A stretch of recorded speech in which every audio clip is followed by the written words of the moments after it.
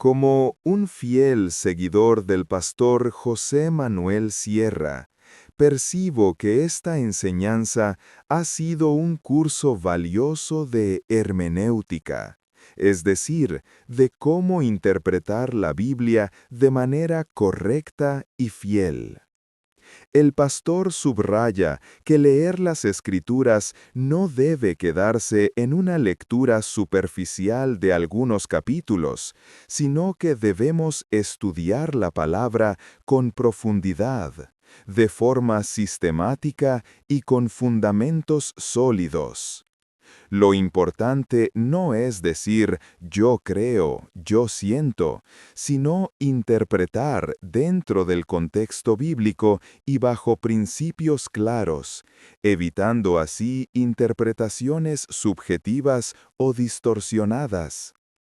Al explicar las 7 dispensaciones, inocencia, conciencia, gobierno humano, promesa, ley, gracia y reino, el pastor Sierra nos muestra la coherencia del plan de salvación de Dios, revelando cómo Él se ha manifestado a la humanidad en diferentes etapas de la historia. El centro de nuestra fe hoy es la dispensación de la gracia, donde somos justificados por la fe en Jesucristo, no por méritos ni obras humanas. El mensaje también advierte sobre el peligro de sacar textos de la Biblia fuera de contexto o manipularlos para intereses propios, como sucede en la llamada teología de la prosperidad.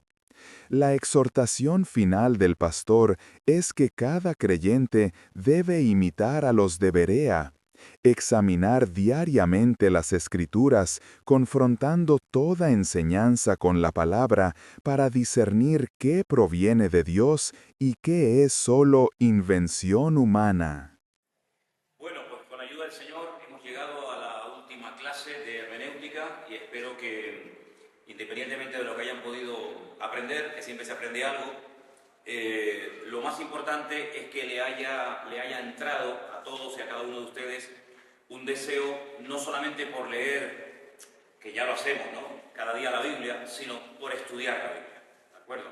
No leerla así de una forma superficial y bueno, ya he leído un par de capítulos, digamos que ya he cumplido, sino que a partir de ahora, pues oye, puedas estudiar un pasaje bíblico con mucho más seriedad, con mucho más profundidad, un personaje, un tema o lo que sea, ¿no? Entonces ustedes tienen más o menos unas herramientas para a partir de ahora, cada vez que abran la Biblia, pues saber interpretar correctamente lo que están leyendo. Y no como dijimos al principio, con el famoso a mí me parece, yo creo, yo siento, sino que esas herramientas y esos elementos no son los correctos a la hora de estudiar con seriedad la Biblia, ¿no?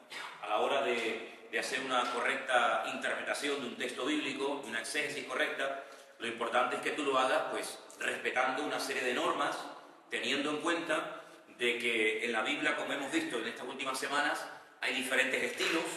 De hecho, me gustaría recomendarles un libro, por si estáis interesados en conocer más figuras de dicción de la Biblia. Este es el libro más completo que he encontrado. Es un libro que se titula Diccionario de figuras de dicción usadas en la Biblia, ¿vale? Es un libro donde aparecen prácticamente todas las figuras de dicción que hay en la Biblia. Algunas, no todas por supuesto, algunas de ellas las hemos estudiado, hemos dado alguna breve definición con algún ejemplo bíblico, pero hay muchísimas más, ¿de acuerdo? Así que si alguien está interesado en ese tema, te recomiendo este libro, que de todo lo que he visto es el más completito y el que mejor está, ¿de acuerdo? Figuras de dicción de la Biblia, ¿de acuerdo? Y otra cosa que ustedes se van a dar cuenta a partir de ahora es que vais a tener, tarde o temprano, que tener un buen diccionario bíblico. ¿Por qué? Porque hay muchísimas palabras, muchísimos términos que un diccionario normal y corriente no te da la definición exacta del término que estás estudiando. Yo después, si quieren, les puedo dar una pequeña listita de algunos diccionarios, incluso de algunos comentarios bíblicos, que son herramientas indispensables para poder estudiar con seriedad la Biblia. Un comentario, la misma palabra lo dice, no deja de ser un comentario, no es la Biblia, no es la palabra de Dios. Pero a veces viene bien el escuchar lo que otros opinan, ¿verdad?, sobre ciertos y determinados pasajes bíblicos que te arrojan, que te proporcionan bastante luz para poder interpretar mejor la Biblia. Un buen diccionario es fundamental. Incluso hay unos diccionarios que te explican la raíz de la palabra en su idioma original, ¿vale? Porque a veces la palabra, bueno, esto no sé, cualquier palabra de la Biblia, cualquier término de la Biblia, podemos encontrar una definición así a grandes rasgos, pero cuando estudias el significado real, la procedencia, la raíz de la palabra, te das cuenta de que adquiere una riqueza realmente increíble, ¿no? Ahora, yo en esta tarde, en esta última clase, yo les voy a dar una lista de 7 palabras que los que estudian este tema lo llaman las famosas, las 7 dispensaciones. Esto no es algo matemático, no es algo exacto, pero nos va a ayudar a la hora de meternos en distintas partes de la Biblia a saber cómo en ese momento Dios trataba con el hombre, cómo Dios trataba con la humanidad, cómo daba a conocer su voluntad, cómo la gente podía conocer a Dios en ese momento particular de la historia. Entonces les voy a dar los nombres de las famosas 7 dispensaciones, apúntenlos con unos versículos que les voy a dar a continuación, para que cuando lean la Biblia sepas ubicarte en qué momento de la historia te encuentres, ¿de acuerdo? La primera dispensación se llama la inocencia, ¿vale?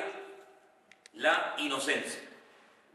Y va desde la creación de Adán y Eva hasta su expulsión, ¿vale? La inocencia, primera dispensación.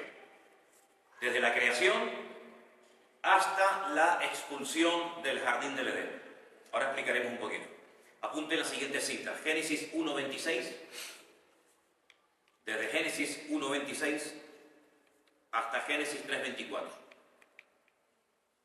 Esos 3 capítulos de la Biblia son muy, muy importantes. ¿Por qué? Porque ahí encontramos no solamente la creación de los animales, las aves, los mamíferos, etc., sino la creación del hombre.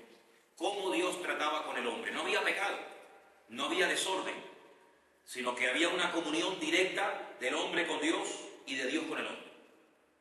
El hombre no tenía miedo de Dios, hablaba con total libertad, entendía el lenguaje de Dios, ¿verdad? Y era un tiempo, digamos, de inocencia. Lamentablemente es una etapa muy corta. ¿Por qué? Porque sabemos que el hombre fue expulsado del jardín del Edén por su pecado, por su rebelión contra Dios, y entraríamos en la segunda dispensación, que se llamaría la dispensación de la conciencia. Apunte. La primera era la inocencia, la segunda es la conciencia. Es decir, a partir de este momento ya el hombre no tiene línea directa con Dios. A partir de este momento ya Dios no va a hablar directamente con el hombre. Pero en la conciencia del hombre está grabada, por lo menos durante un tiempo, la voluntad de Dios. Sí, el hombre puede, como dice el apóstol Pablo en Romanos 1 y en Romanos capítulo 2, el hombre puede razonar, el hombre puede a través de su conciencia discernir entre el bien y el mal. Esa etapa va desde Génesis 3:24 hasta Génesis 7:23. Repito, desde Génesis 3:24 hasta Génesis 7:23. Sería ridículo decir que en este momento el elemento o el sistema que Dios utiliza para dar a conocer su voluntad a la raza humana es la conciencia. ¿Por qué? Porque la conciencia del hombre está tan deteriorada, tan cauterizada, como dice el apóstol Pablo en una de sus epístolas, que prácticamente muchos ya no tienen ni conciencia. Ven a lo malo como algo bueno y a lo bueno como algo malo. El mundo al revés, como dijo hace unos días una persona, ¿no?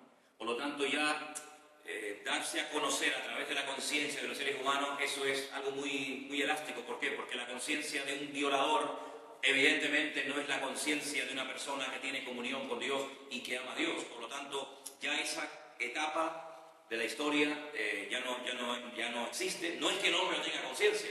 Lo que pasa es que el hombre ha sido tan bombardeado, tan contaminado con todo tipo de filosofías, de religiones, de conceptos, que la conciencia del hombre está envenenada. Y no es la conciencia que tenía el hombre en un principio, sino que es completamente diferente. Pero hay que reconocer y partir de la base de que hubo un momento en el que el hombre, a través de la conciencia, podía llegar a conocer la verdad y a rechazar el mal. No se puede conocer por los resultados lo que está bien y lo que está mal. Sí, pero no es lo mismo la educación que ha recibido un salvaje en el Amazonas que una persona en Estados Unidos, que una persona en África, que una persona en Oriente Próximo. Por lo tanto, las conciencias del ser humano ya no son homogéneas, sino que ya han sido tan alteradas y tan contaminadas y envenenadas que hoy en día la conciencia humana no es homogénea, no es igual, sino que no ve la vida una persona que ha tenido una influencia que otra persona que ha tenido otro tipo de influencia. Por lo tanto, ya Dios no deja a la conciencia de cada uno el que haga el bien o el que haga el mal, sino que vamos a ver que Dios ha ido dándose a conocer, como vimos el otro día en Hebreos capítulo 1, ¿se acuerdan?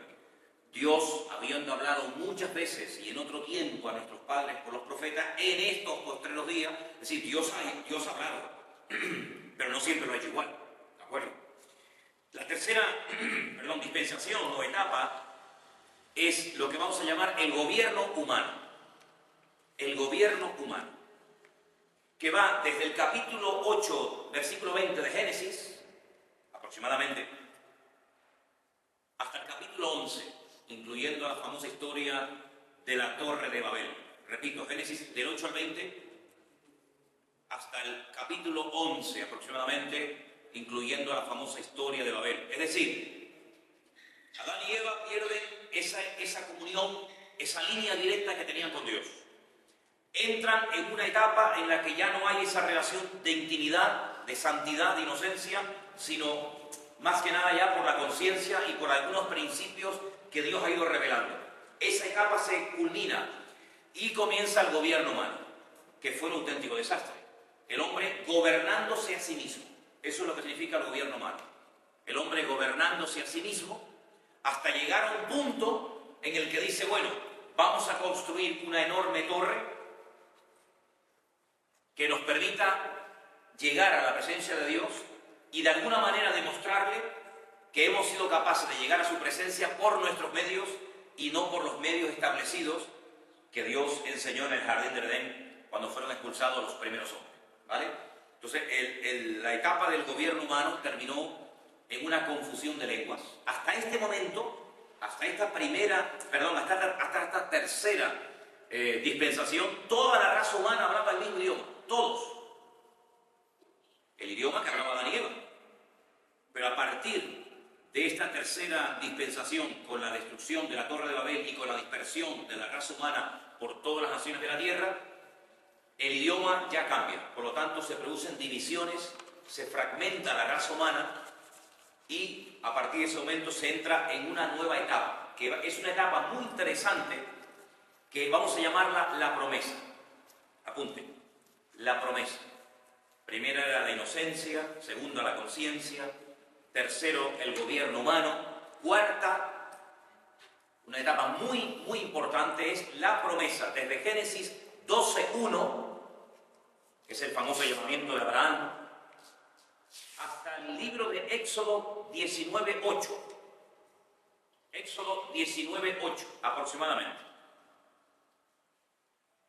Ahí vamos a encontrar cómo Dios llama a un hombre, lo saca de Ur de los Caldeos, un hombre llamado Abraham. La Biblia nos enseña que este hombre tiene que salir dejándose guiar única y exclusivamente por la mano de Dios. Deja todo atrás, costumbres, religión, familia, posibilidad de herencia, etc. Y comienza a andar a la deriva como un nómada por distintas partes del mundo, y Dios le dice que lo va a engrandecer, que lo va a bendecir, que a través de uno de sus descendientes todas las naciones de la tierra serían bendecidas, todas.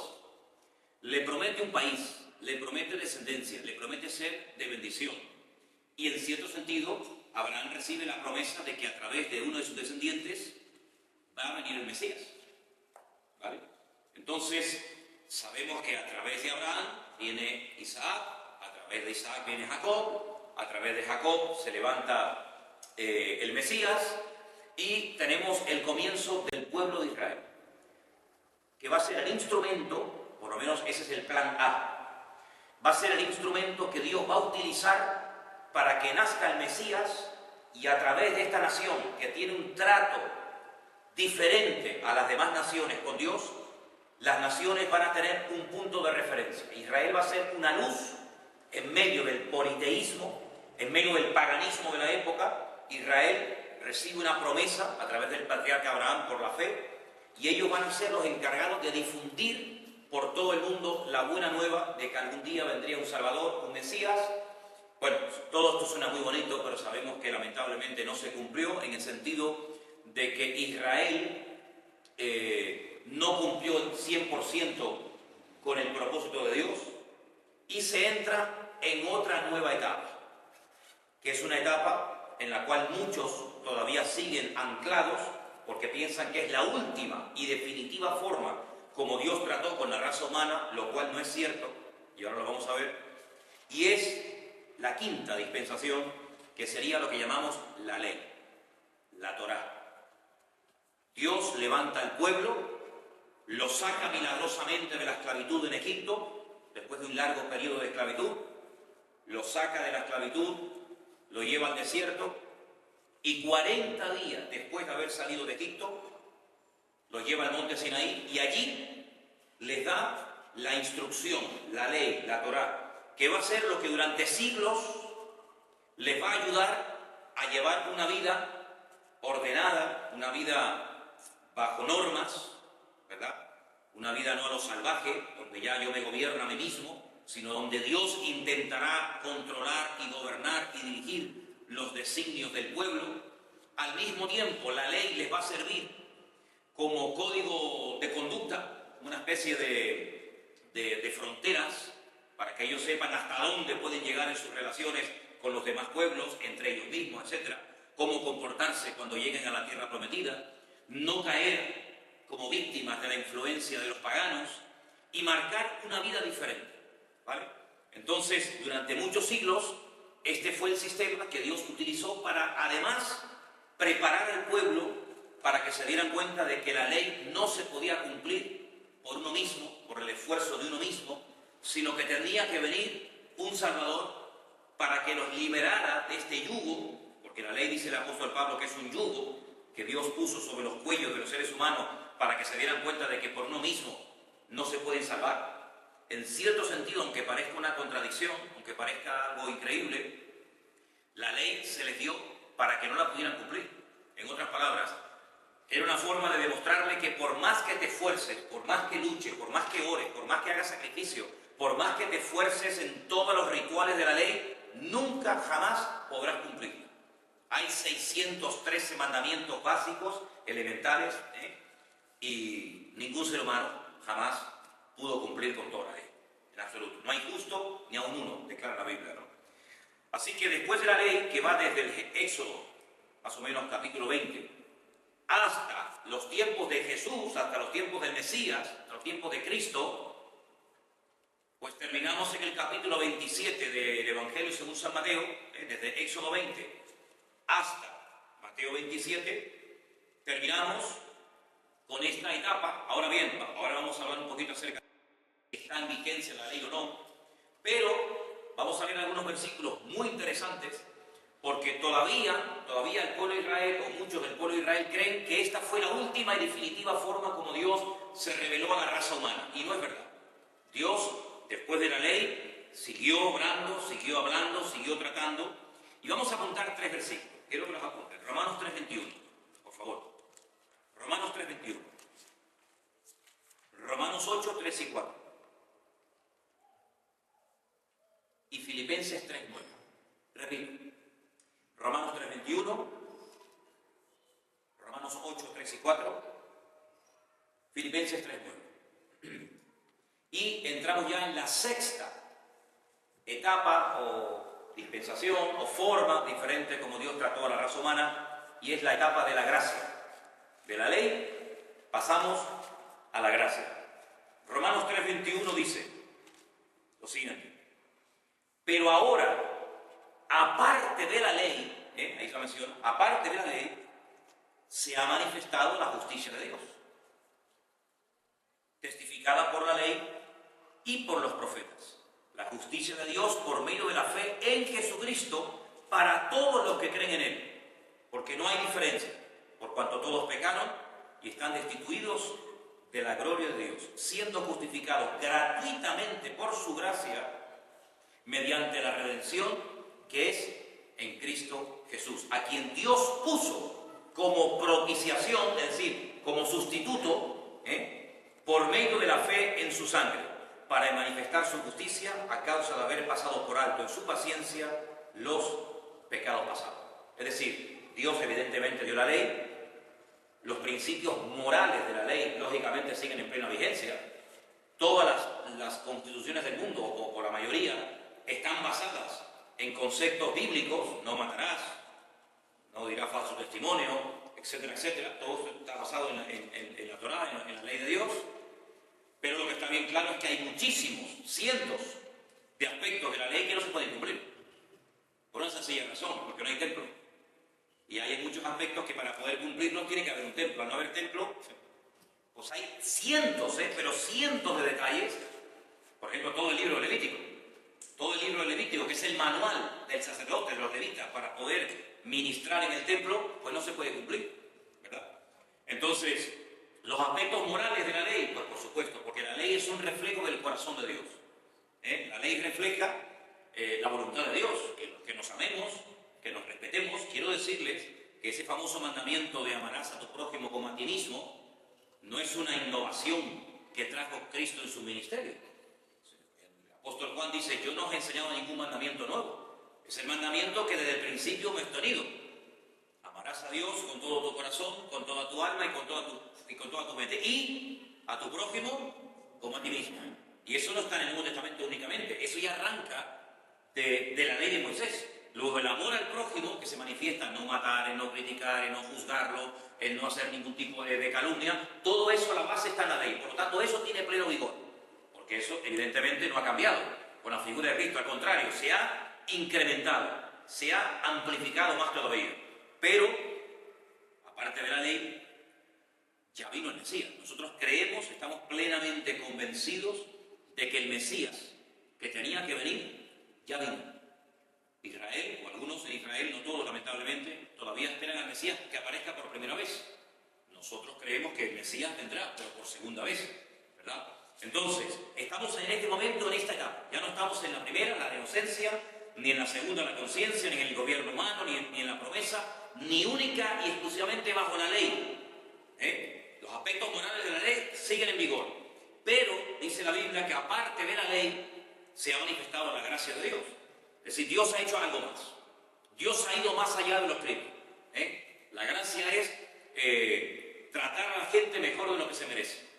Dice que la ley produce muerte. La salvación a través de Cristo produce vida.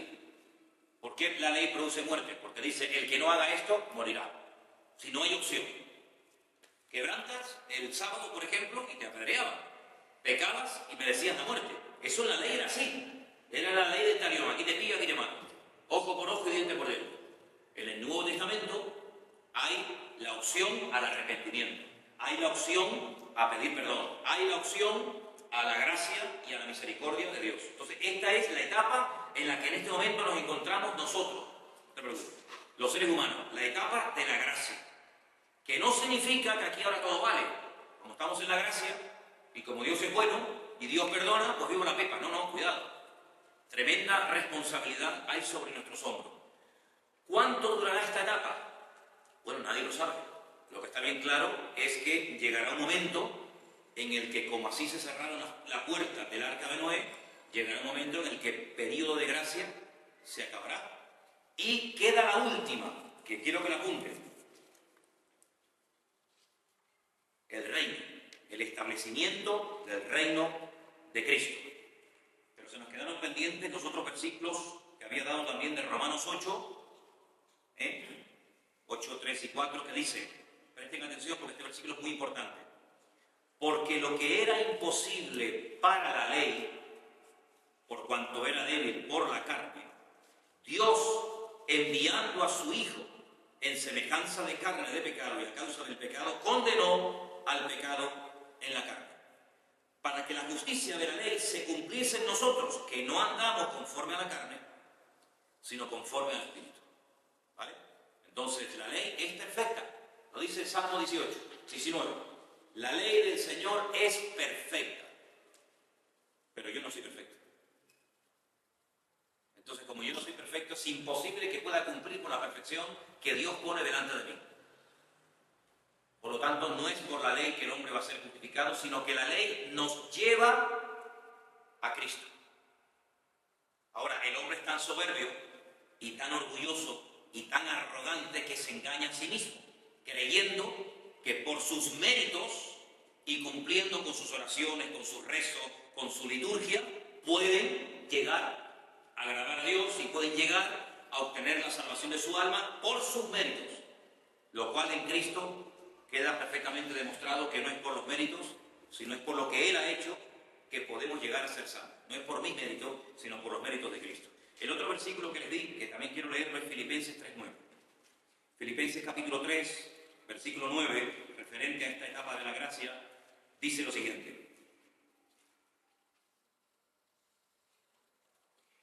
y ser hallado en Él, no teniendo mi propia justicia. No teniendo mi propia justicia, que es por la ley. Claro, si yo hago 1000 cosas y me salen bien, puedo presumir de decir, oye, tengo mi propia justicia, yo he alcanzado méritos por mi vida. Dice, pero Pablo dice, pero yo no quiero esa justicia, sino quiero la que es por la fe en Jesucristo, la justicia, la que es de Dios a través de la fe. ¿Te das cuenta? Pues hay un personaje muy famoso y muy importante en la Biblia, del cual hemos hablado un poquito ahora, y es Abraham.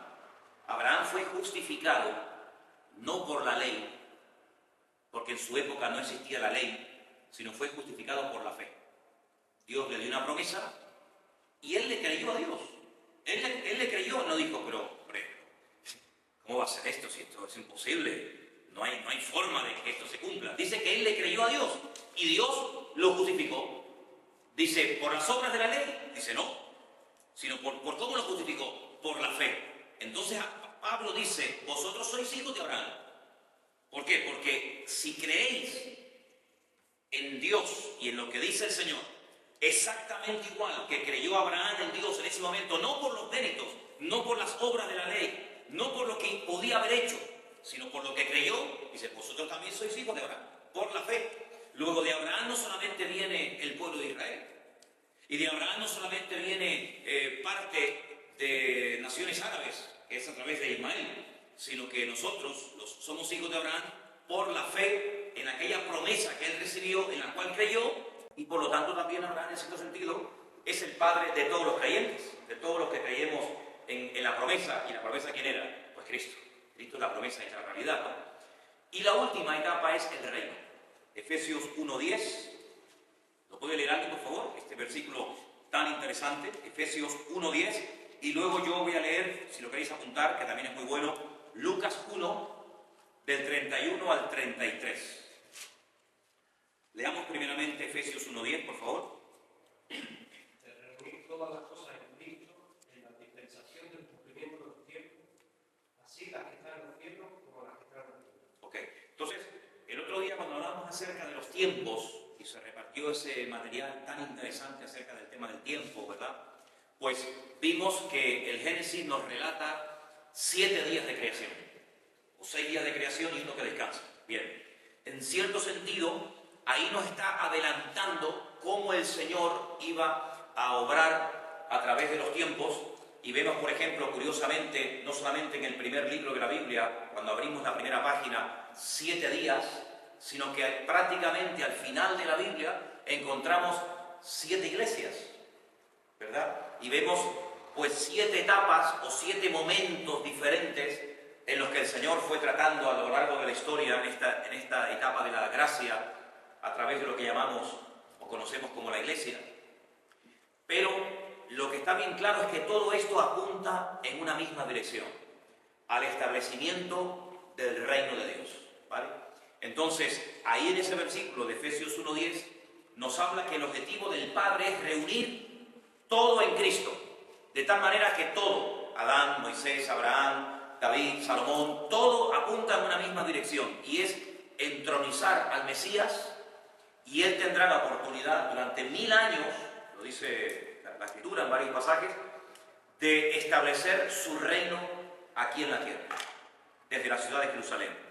Y es interesante que ahora que se acercan estas fechas en las que de una forma especial se recuerda el nacimiento de Jesús, aunque ya todos sabemos que Jesús no nació en estas fechas y tal, pero bueno, quisiera leerles el mensaje que el arcángel Gabriel le da a María, que es muy interesante y que muchas veces lo leemos, repito, sobre todo en estas fechas, pero que no nos paramos a pensar la profundidad de este paquete profético que este ángel le está dando a esta mujer. En Lucas capítulo 1, a partir del versículo 26 yo voy a estar leyendo, y dice: al 6º mes, el ángel Gabriel fue enviado por Dios a una ciudad de Galilea llamada Nazaret, a una virgen, a una joven desposada con un varón que se llamaba José, de la casa de David, y el nombre de la virgen era María. Entrando el ángel en donde ella estaba, le dijo: salve, muy favorecida. Seguramente el ángel no le dijo esto, sino dijo: Shalom Alejem, ¿no? Paz con vosotros, ¿no? El Señor es contigo, bendita tú entre las mujeres. Mas ella, cuando le vio, fíjate qué curioso que Daniel vio a este ángel y cayó postrado al suelo. Se quedó sin fuerza, se cayó. María lo vio y ni se inmuta, ni se cae, ni nada, sino que se queda como diciendo: ¿y por qué me saluda así? Qué curioso, ¿no? Se turbó por sus palabras y pensaba: ¿qué salutación sería esta? Entonces el ángel le dijo: María, no temas, porque has hallado gracia, favor inmerecido. Eso es gracia, un favor inmerecido. No es porque te lo mereces, sino es porque has hallado gracia. Dios te viene a tratar mejor de lo que te merece, no solamente a ella, sino a todos nosotros, evidentemente. Y le dice, fijaros ahora, ir contando, si podéis, las profecías que le da este ángel a María. Primera: ahora concebirás en tu vientre y darás a luz a un hijo. Esto es una profecía. En ese momento ella no estaba embarazada, pero le está diciendo que se va a quedar embarazada de un hijo. La pregunta es: ¿esto se cumplió, sí o no? Literalmente. Perfecto. Segunda: llamará su nombre Jesús, o Salvador, ¿no? Yeshua. Cumplida. Este será grande. ¿Cumplida o no? Yo creo que no hubo nadie más grande que él. Perfecto. Ya van 3. Cuarta: será llamado Hijo del Altísimo. ¿Cumplida o no? Cumplida. La siguiente: el Señor Dios le dará el trono de David, su padre. Aquí menciona el Señor Dios y también menciona a David, su padre. Por eso Jesús, cuando le decía a los fariseos: ¿pero el Mesías de quién es hijo? ¿De Dios o de David? Y decía: ¿cómo? Y lo dejaba así atontado, ¿no? El Señor Dios le dará el trono de David, su padre. ¿Cumplida o no cumplida? A ver, ¿quién dice que se cumplió? ¿Sí? ¿Alguien dice que no se cumplió? Los que dicen que se cumplió, ¿me podéis decir dónde tuvo Jesús un trono? ¿Desde qué trono gobernó en este tiempo que estuvo aquí en este mundo? No tuvo un trono, que yo sepa. Por lo tanto, esta no se ha cumplido. El Señor Dios le dará el trono de David, su padre. Es que David es antepasado del Señor Jesucristo, por la línea genealógica paterna y materna, procedente de la tribu de Judá. Y el reino de David sería vuelto a reconstruir. Entonces, el Señor Jesucristo se sentará en el trono de David, su padre, su antecesor. Reinará sobre la casa de Israel o de Jacob para siempre. Esto no se ha cumplido. No se cumplió. Él no reinó sobre Israel. No quisieron que reinara. Y aquí vuestro rey, sino nuestro rey es César. No lo quisieron. Y finalmente dice: y su reino no tendrá fin. Jesús, como Mesías en su primera venida, sí tuvo un fin. Tuvo un principio y tuvo un fin en su primera venida. En su segunda venida, Cristo no tendrá fin. Por lo tanto, aquí hay una serie de palabras proféticas, de las cuales solo 4 se han cumplido. Las 3 restantes, que son 7 en total, no se han cumplido. El trono, que reinaría y que su reino no tendría fin. Todos los reinos que se mencionan en la Biblia, el babilónico, los medos persas, los griegos, los romanos, etc. Todos tuvieron un principio y un fin. El reino de Cristo, cuando comience su reino milenial, pues tendrá un principio, evidentemente, pero no tendrá fin. Reinará por toda la eternidad. ¿En qué etapa? En la última que hemos visto en la lista. Primera era inocencia, conciencia, gobierno humano, promesa, ley, gracia y finalmente reino. Y vemos cómo antes de nacer, se le dieron palabras proféticas a su madre, a Miriam, como se llamaba, María, y algunas se han cumplido y otras no se han cumplido. Por lo tanto, cuando nos acercamos a la Biblia, a cualquier pasaje, me da igual si es en el Antiguo o Nuevo Testamento, tenemos que partir de la base en qué momento de la historia yo me encuentro. Por ejemplo, y ahora pregunto, cuando el Señor le hablaba a Moisés en el desierto, cuando estaba con su pueblo, ¿en qué momento de estas 7 dispensaciones se encontraba Moisés? Ya un momento así que no sabemos si ha recibido el mandamiento o no. Por eso dije, cuando estaba en el desierto con su pueblo, porque estuvo en el desierto sin su pueblo, pero cuando está en el desierto con el pueblo de Israel, ¿en qué etapa se encuentra? La ley. En la ley, evidentemente, ¿vale? Luego, cuando el Señor le hablaba a través de lo que ya estaba escrito. Pero qué curioso, antes de que se escribiera la ley, había algo escrito por parte de lo que Dios había dicho. Pensad, antes de Moisés, cuando Dios trataba con otros personajes, y había personajes muy importantes antes de Moisés, por ejemplo, Abraham, Jacob, José, no había nada escrito, perfecto. Pero yo pregunto, el que no hubiera nada escrito, ¿significa de que, por decirlo de alguna manera, simbólicamente, no lo tuvieran escrito en su corazón? Por ejemplo, cuando José es tentado con la mujer de Potifar, él le dice a la mujer de Potifar, ¿cómo voy yo a hacer esto y pecar contra mi Dios? Pero ¿dónde está escrito eso? ¿Dónde está escrito? Aquí en mi corazón. Aquí en mi corazón está escrito. Luego José jamás en la vida leyó ni el Génesis, ni el Éxodo, ni el Deuteronomio, ni los Salmos, pero él sabía que había cosas que no se podían hacer. ¿Te parece? Luego él tenía una comunión con el Señor que no era necesario en ese momento en su vida tener la ley, pero él en su corazón sabía lo que estaba bien y lo que estaba mal. No se lo enseñaría a su pueblo de manera oral. Efectivamente, se lo enseñó su padre, y a su padre su abuelo, y así, claro. Por ejemplo, ¿cómo sabía Abraham que iba a venir un Mesías y que a través de uno de sus descendientes todas las naciones de la tierra serían benditas? Pues porque Dios se lo comunicó directamente. Y Abraham se lo comunicó efectivamente a su hijo Isaac. Y Isaac no se quedó ahí callado, sino que se lo transmitió a su hijo Jacob.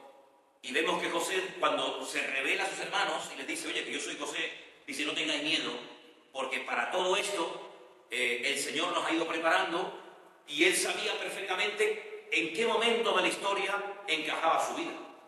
¿Vale? Por ejemplo, el rey David, cuando ya es rey en Jerusalén, ¿en qué etapa se encuentra? Está en el tiempo de la ley. Él sabía que tenía que venir un Mesías, ¿verdad? Pero él se deja llevar por la ley. ¿Por qué? Porque era lo que había en aquel momento. ¿De acuerdo? Entonces es muy importante saber que Dios no trataba igual con una persona bajo la ley que bajo la etapa del gobierno romano.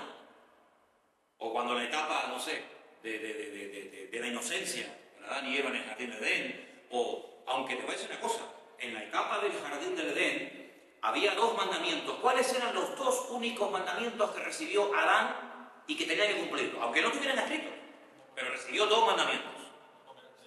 No comer de ese árbol, porque las consecuencias son estas y estas. ¿Bien? ¿Y el segundo mandamiento? No justamente. No, ella dijo, amarás al Señor tu Dios. Pero ese mandamiento viene con la ley. ¿Qué otro mandamiento? Claro, santificarás el día de reposo. Luego, el Shabbat, o el día de reposo, no entró con la ley de Moisés, sino que Adán tenía la orden de Dios de que el séptimo día tenía que reposar y recordar que su creador, que su Dios, había creado el cielo, la tierra, el universo, y que él, en honor y por creer y someterse a ese Dios, tenía que demostrarlo como quedándose quieto, no haciendo nada, sino meditando en la obra creadora de Dios. Dos únicos mandamientos. ¿Y de multiplicarse? Bueno, también. Sí, efectivamente. Sí, es verdad. Dime. Me parece que ese mandamiento, pues, Por favor. era Dime. el mandamiento ese, ¿Cuál? lo que le mandó en el jardín del Edén, ¿no? Sí, lo que pasa es que los hijos no nacieron en el jardín del Edén. Los hijos nacieron fuera del jardín del Edén. Pero el mandamiento lo recibió antes de ser expulsado, evidentemente. ¿Vale?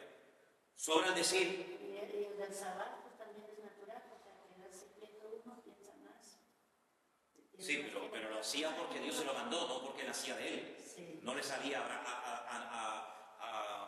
Adán, no le salió del corazón decir, bueno, pues el sábado, pues por recordar que Dios creó el universo no voy a hacer nada. No, sino no haces nada porque yo te digo que no hagas nada. No porque haya salido de ti, sino porque era un mandamiento que el Señor estableció. ¿Me explico?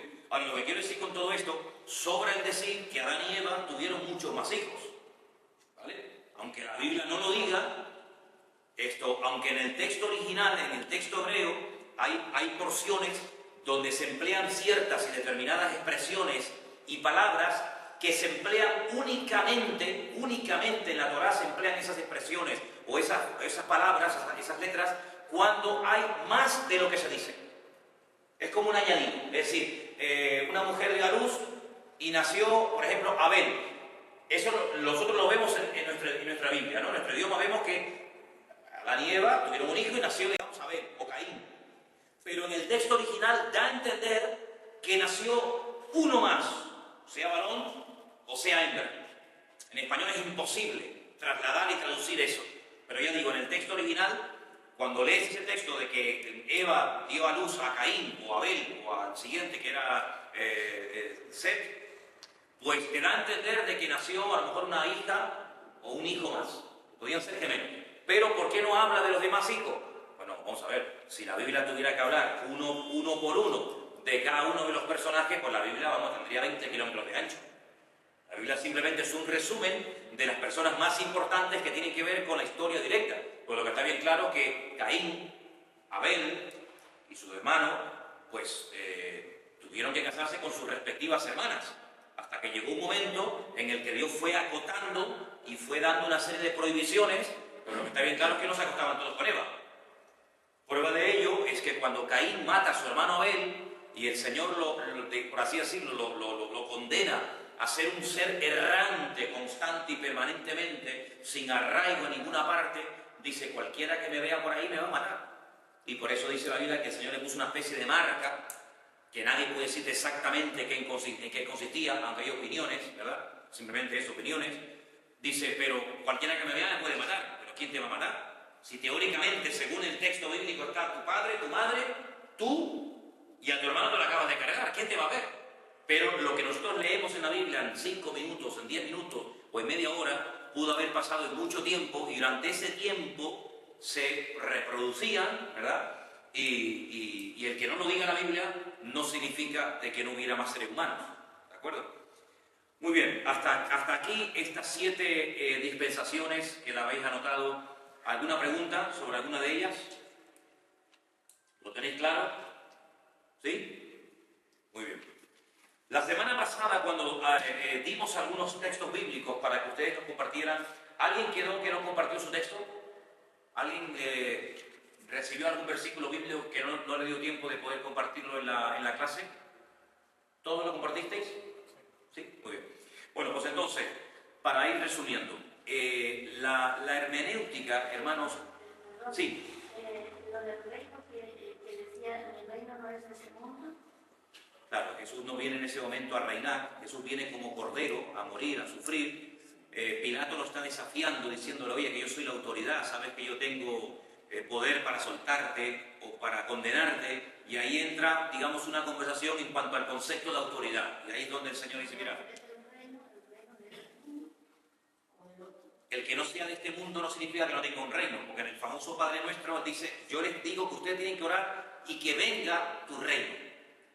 La primera enseñanza o la primera predicación, por decirlo de alguna manera, de Cristo cuando empieza su ministerio es arrepentíos y convertíos, porque el reino de los cielos se ha acercado a vosotros. No lo vengo a instaurar en esta venida, pero sí vengo a acercaros al reino de Dios. Y todas las parábolas, la inmensa mayoría de las parábolas, dice que son las parábolas del reino de Dios. El reino de los cielos es semejante a, ¿verdad? La última pregunta que le hacen al Señor antes de la ascensión, en Hechos capítulo 1, es, Señor, ¿restaurarás el reino? Todavía estaban con esa preocupación, estaban bajo el yugo del Imperio Romano, y decían, oye, vamos a ser por fin libres de esta gente, vas a restaurar el reino, porque el reino de David siempre era el sueño dorado, ¿no?, del pueblo de Israel, de que volviera otra vez la casa de David a gobernar, y él les dijo, no os toca a vosotros saber los tiempos que el Padre puso en su sola potestad. Luego hay un reino que tiene que ser instaurado, establecido con la figura, con la persona de Cristo, pero no era el momento, sino que primeramente había que preparar el ambiente, pagar el precio del pecado que era la muerte, derramar su sangre, y una vez que millones de personas entraran a formar parte de ese reino espiritual, Él viene y lo establece de una forma literal y de una forma física. Pero no era el momento, ¿vale? Evidentemente no es un reino comparado a los reinos de este mundo, puesto que todos los reinos de este mundo han tenido principio y fin. El reino del Señor es eterno. No lo acabará otro gobierno, es un golpe de Estado, sino que es un reino eterno, ¿vale?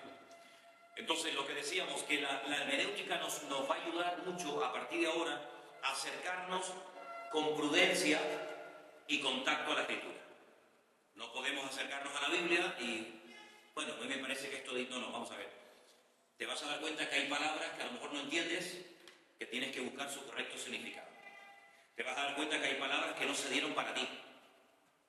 Por ejemplo, vamos a poner un ejemplo, incluso después también para los que están viendo estas clases, porque es increíble la cantidad de gente que está viendo estas clases por internet. Sabéis que las estamos subiendo a la página web de la iglesia. En la página web de la iglesia, arriba hay una etiquetita, no sé cómo se llama, donde pone estudios bíblicos y ahí aparecen las clases de hermenéutica y se pueden ver, y creo que es bueno a veces repasar, ¿no? En Ezequiel, el profeta Ezequiel, pues él habla en el capítulo 37 de una visión que Dios le muestra.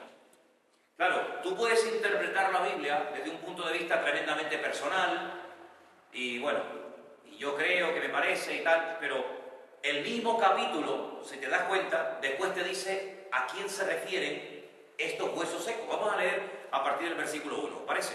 Ezequiel capítulo 37 dice, la mano del Señor vino sobre mí y me llevó en el Espíritu de Dios y me puso en medio de un valle que estaba lleno de huesos y me hizo pasar cerca de ellos por todo el derredor y he aquí que eran muchísimos sobre la faz del campo y por cierto secos en gran manera. Y ahí viene la primera pregunta. Esta expresión hijo de hombre es la forma como Dios trata, como Dios habla con el profeta Ezequiel. ¿Vivirán estos huesos? Y dije, Señor Dios, tú lo sabes.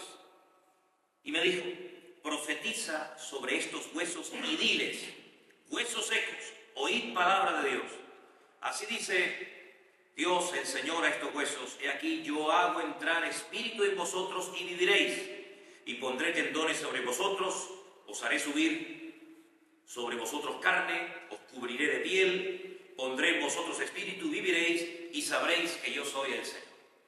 Vale, ahora si tú no sigues leyendo el resto del capítulo, tú puedes decir que bueno, que ahí te ves tú eras un hueso seco antes de conocer al Señor, y bueno, y hasta que conociste al Señor, el Señor te transformó, el Señor te renovó, te llenó con su Espíritu Santo, etcétera, etcétera, etcétera. Y está aparentemente muy bien.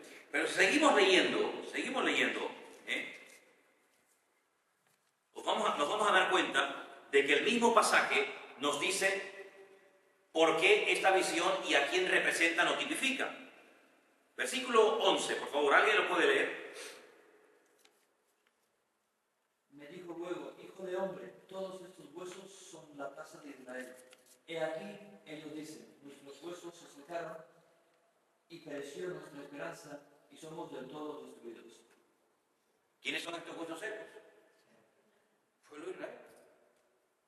Entonces, si tú te paras y no lees hasta el final, tú te largas ahí una hora predicando que los huesos secos éramos nosotros, que como éramos inconversos, que como estábamos en el mundo, que como no conocíamos al Señor, pues bueno, estábamos muertos y no sé qué y no sé cuánto, hasta que un día vino Cristo y tuvimos un encuentro con Él y nacimos de nuevo y todo el mundo muy contento y todo el mundo gloria a Dios, aleluya.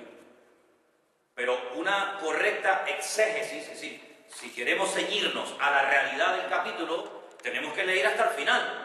Y como dijimos, que una de las reglas de oro de la hermenéutica es no sacar textos del contexto para formar pretextos. Si yo digo que los huesos secos somos nosotros antes de conocer al Señor, que estábamos como huesos secos muertos, pues estoy sacando del contexto lo que a mí me interesa.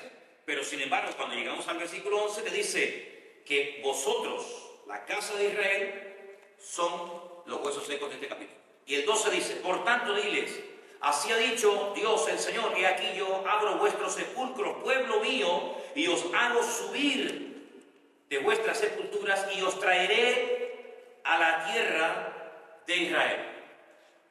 Entonces, cuando una persona va a interpretar un pasaje bíblico, lo mejor que puedes hacer antes de interpretarlo incorrectamente es leerlo desde el principio hasta el final, para que no le estés dando una aplicación incorrecta, para que no estés diciendo lo que no es, aunque suene muy bonito y aunque te den un aplauso y la gente se vuelva loca diciendo que has predicado de maravilla y ha sido algo. Pero la realidad es que tú tienes que interpretar el texto según lo que dice. Y después, si quieres, puedes decir, hermano, pero aparte de esto, aparte de lo que significa literalmente, pues hombre, en cierto sentido, nosotros podemos decir que también estábamos secos y muertos antes de conocer al Señor. Pero primero, dejar bien claro que este pasaje no va dirigido a la iglesia, sino al pueblo de Israel. Ni más ni menos. Pero ¿cuántas veces has hecho? ¿Cuántas veces? Si vamos a Apocalipsis capítulo 3, versículo 20, y con este versículo terminamos, os vais a dar cuenta, otro famoso versículo, que se saca del contexto, totalmente del contexto. ¿Qué es el contexto? Lo que está antes y después del versículo, lo que envuelve el pasaje bíblico. Apocalipsis capítulo 3, Michael, encima del versículo 14, aunque esto no está literalmente puesto en la Biblia, pero nos ayuda a nosotros, ¿qué pone arriba del versículo 14? El mensajito ese que pone ahí. El mensaje a la Odisea. ¿Quién era la Odisea? Pues una iglesia local que estaba en la ciudad de la Odisea. Hay que partir de esa base. Y empezamos a leer. Versículo 14.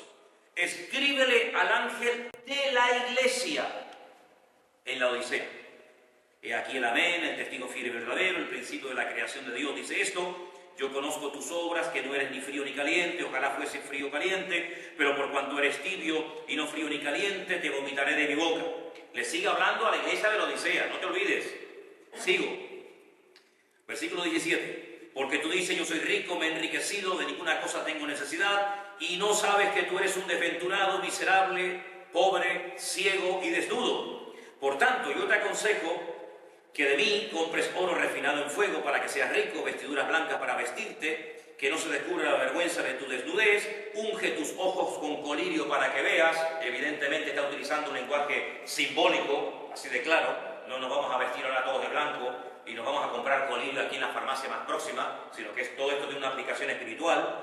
Yo reprendo y castigo a todos los que amo, sé pues celoso y arrepiéntete. Y ahora viene el famoso versículo tantas veces mencionado. He aquí, yo estoy a la puerta y llamo. Si alguno oye mi voz y abre la puerta, entraré a él, cenaré con él y él conmigo. ¿A quién le dice el Señor estas palabras? A la iglesia de la Odisea. Bien. Luego la iglesia de la Odisea eran creyentes, pues si son una iglesia, son creyentes. ¿Significa esto que literalmente, el Señor estaba fuera de la iglesia tocando la puerta? Pues no. Es simplemente una forma de decir, oye, que me habéis dejado de lado, ¿vale? que no contáis conmigo, que mi presencia no está entre vosotros, aplicándolo de una forma más correcta, ¿no? Bueno, pues este versículo, ¿cuántas veces cuando hay una persona que le está dando testimonio a un inconverso, se le dice, pues mira, ahora mismo el Señor, como dice la Biblia, está llamando a la puerta de tu corazón, así que si estás oyendo su voz, pues abre tu puerta, Él entrará contigo, tú cenarás con Él, y se lo aplica. Y está muy bonito, pero no te olvides que estas palabras no las utilizó el Señor para hablarle a un inconverso, oye, déjame entrar en tu vida, sino que estas palabras se las dirigió el Señor a un grupo de creyentes que estaban muy mal, que no estaban ni fríos ni calientes, sino más bien tibios, y el Señor le dice a ese grupo de creyentes, oye, que me tenéis a la puerta, que no me hacéis ni caso. Entonces, si tú sacas el texto del contexto, estás haciendo un pretexto y le estás dando una interpretación al versículo totalmente diferente al contexto en el cual el Señor dio esta palabra. Pero como este ejemplo que te he puesto de los huesos secos, como este ejemplo de Apocalipsis 3:20 y otros tantos, así, hermanos, impresionante la cantidad de personas hoy en día que en iglesias, en auditorios, etcétera, sacando versículos de su contexto, enseñan cosas que no tienen fundamento bíblico. Y si comenzamos a hacer referencia a los famosos maestros o predicadores de la prosperidad y de la abundancia y del tener y de no sé qué, es impresionante la cantidad de burradas, la cantidad de disparates que dicen la gente que tiene una vida de enseñanza bíblica pésima o prácticamente inexistente, en la mayoría de los casos, gente que se tragan absolutamente todo porque lo está diciendo fulanito de tal, que además es el gran ungido y el gran famoso predicador, no sé qué, no sé cuánto, pues cuántas veces promesas y textos totalmente sacados del contexto lo largan en auditorios y después, pues muchas veces pasa lo que pasa, creando una falsa expectativa, haciéndole creer a la gente cosas que no son realmente así, pero como alguien dijo en cierta ocasión, si una persona que está constantemente predicando la prosperidad y la prosperidad y la prosperidad, siempre el que prospera es él, y todos los que le rodean están en la más absoluta miseria y pobreza, pues tu mensaje, algo estás haciendo mal, porque lo que no es normal, que si es un mensaje que efectivamente es para todos, ¿cómo es que tú vives en la estratosfera pegándote la gran vida y tú eres el único prosperado y el resto del pueblo pues está en la más absoluta miseria? Pero es que esa es la realidad en muchos casos.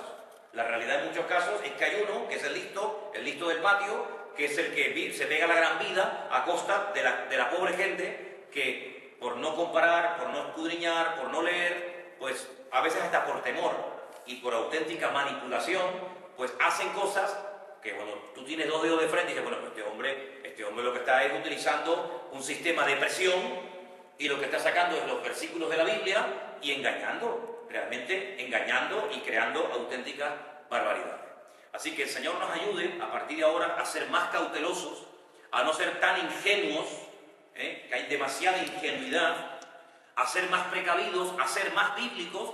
Oye, y en cierto sentido imitemos a los de Berea, como dice la Biblia, que los de Berea eran más nobles que los de Tesalónica, porque cuando Pablo les exponía las Escrituras, ellos averiguaban, estudiaban, escudriñaban la palabra, a ver si estas cosas verdaderamente eran así, o Pablo estaba ahí inventando un montón de cosas. Entonces, cuando tú escuches un mensaje por internet, en una televisión cristiana o en un culto, donde sea, pues tú comprueba a la luz de la palabra de Dios, si verdaderamente, no en un 50 o en un 75 o en un 89, sino en un 100%, el mensaje que has oído tiene base bíblica o parte de psicología barata y parte de Biblia, ¿de acuerdo? Entonces la hermenéutica te va a enseñar a ser más serio a la hora de interpretar la Escritura y a no dejarte engañar o seducir por falsos maestros, falsas doctrinas, por modas, que al fin y al cabo van y vienen y que hacen a veces más daño que otra cosa, ¿de acuerdo?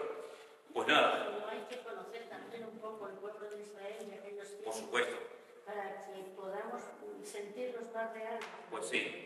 Por eso insistimos tanto en que la gente tiene que visitar de vez en cuando el pueblo de Israel. ¿Para qué? Para que vean allí que hay muchas barbaridades que se han dicho o se creen sobre ese pueblo, sobre esa cultura, sobre esa gente, que no son realmente así. Y que en muchos aspectos nos dan ejemplo. Así de claro. Porque hay mucha gente que la única fuente de información que tienen es la televisión, la radio y la prensa. Y repiten como los loros lo que oyen o lo que alguien les ha dicho, pero no se han tomado tiempo en comprobar si verdaderamente eso es así. Por ejemplo, en muchos libros o en guías de estas de turismo de Israel, una de las cosas que aparecen muchas veces es, si alguien te pregunta, oye, ¿es seguro ir a Israel? Esa es la señal de que esa persona nunca ha estado en Israel. Porque si hubiera ido a Israel, nunca te hubiera preguntado eso. Pero claro, ¿cuál es el concepto que, por ejemplo, en España la gente tiene sobre Israel? Que ahí se está todo el mundo matando. Que ahí hay todo el día un montón de atentados y cabezas rolando por aquí, muertos por allá, y luego llegas allí y tú dices, pero si en España hay más policía a veces que aquí. Y a veces aquí hay más muertes todos los días que por ejemplo, en este país, como Israel. Pero las noticias que nos llegan son muchísimas veces noticias manipuladas, sacadas totalmente del contexto. Es como cuando, por ejemplo, me preguntaban a mí cuando iba por ahí que cómo era posible que yo pudiera vivir en el País Vasco, con la cantidad de muertes, y yo viví años en el País Vasco, o mucho tiempo en el País Vasco, y yo nunca vi un atentado de la ETA. Pero sin embargo, si te están todo el día bombardeando con atentados y atentados y atentados, pues la gente se piensa que, bueno, que aquí en España, cuando estaba la ETA, estábamos todo el día salpicados de sangre y no podíamos salir a la calle, lo cual era falso. Es verdad que había atentados, hombre, pero eran en sitios muy puntuales, no eran todo el territorio nacional, ¿vale? Aquí, por ejemplo, este año me parece que llevan 40 o 50 mujeres que han matado. 49 mujeres que ya han matado. Bueno, pues en Israel yo te puedo asegurar que en lo que va de año probablemente no haya matado a ningún marido a su mujer. Y tú dices, ¿pero cómo es posible eso? No, pues esa es la cruel realidad. Entonces es muy importante conocer las cosas de primera mano. Es que aquí no se explica casi nada de Israel, porque No. casi siempre estamos viendo noticias sobre el otro lado. Los pobrecitos palestinos, claro. Entonces hay que ver las dos partes para poder comprender Efectivamente. la noticia. Es que las monedas tienen dos caras. Tienen dos caras. Si siempre me está mostrando una cara, pues oye, generalmente en psicología pastoral, que es otra asignatura también que se da en la escuela bíblica, se dice que cuando viene una mujer o un hombre a hablarte de su problema matrimonial, preste mucha atención e incluso hagas una especie de marquita en un papel a la cantidad de veces que menciona la palabra siempre y nunca. Es que ella siempre, es que nunca, y es que siempre, porque generalmente no es ni siempre ni nunca. Pero después cuando viene ella o cuando viene él, resulta que te cuenta la película completamente diferente. Pero claro, si solamente oyes una parte, pues te dejas influenciar. Por eso es muy importante que el creyente maduro, la persona espiritual, pues indague y diga, oye, mira, yo quiero ver si verdaderamente eso es así o no es así. Y no hay nadie que haya ido a Israel que haya venido con el mismo concepto equivocado y distorsionado con el que fue. La mayoría de la gente viene diciendo, madre mía, no tiene nada que ver lo que he visto, ¿verdad?, con lo que me habían contado o con lo que yo creía que era aquello. ¿De acuerdo? Hermanos, que el Señor les bendiga. Gracias por haber sido fieles hasta aquí, hasta el día de hoy. Que el Señor les guarde, y a todos los que tengan la oportunidad de repasar estas clases por internet, que lo hagan. Y bueno, pues nada, que el Señor nos ayude a partir de ahora a ser más bíblicos, a ser más serios a la hora de interpretar la